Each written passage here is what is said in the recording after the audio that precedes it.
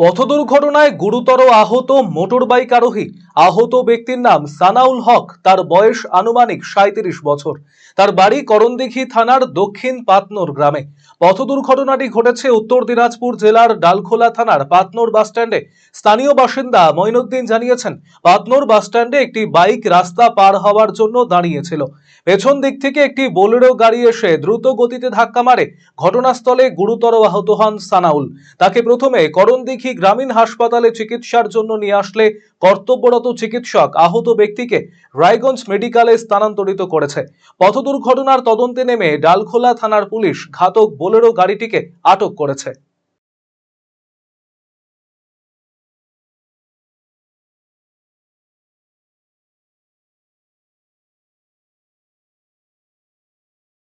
ঘটছিল দাদা, আমরা এই জাস্ট 10 মিনিট আগে আমরা স্টেশনে দাঁড়িয়েছিলাম।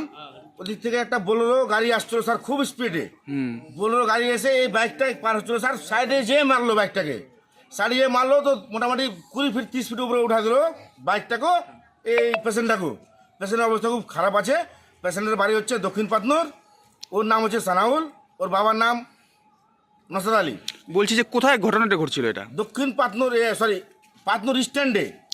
মানে কোন কোন যে থানার অন্তর্গত ওটা? ডালকোলা থানা, রানীগঞ্জ জিপির ডালকোলা থানায় পাতনোর স্ট্যান্ডে। বলছি ওখানে কোনো কি ট্রাফিক ছিল না? থাকে না ট্রাফিক পুলিশ নাই স্যার, ওদের টাইম 4টা বাজে পালাই যায়। কোনো ব্যারিয়ার নাই, কিছু নাই, 4 লাইন হাইওয়ে, কোনো ওভারব্রিজের ব্যবস্থা নাই। পুরো লোক ওদিকে আপনার উত্তর সাইডে 30 কিলোমিটার গ্রাম, আমাদের দক্ষিণ সাইডে 10 কিলোমিটার গ্রাম, কোনো গ্রামের ব্যবস্থা নাই। প্রতিদিন একটা পরে একটা দুর্ঘটনা ঘটতে রয়ে। 3 দিন আগে আমার বাইকে অ্যাক্সিডেন্ট হলো, 4 দিন আগে মোটরসাইকেল অ্যাক্সিডেন্ট হলো, প্রতিদিন অ্যাক্সিডেন্ট হতে হচ্ছে। আবার টোটো অ্যাক্সিডেন্ট, ভ্যান অ্যাক্সিডেন্ট সব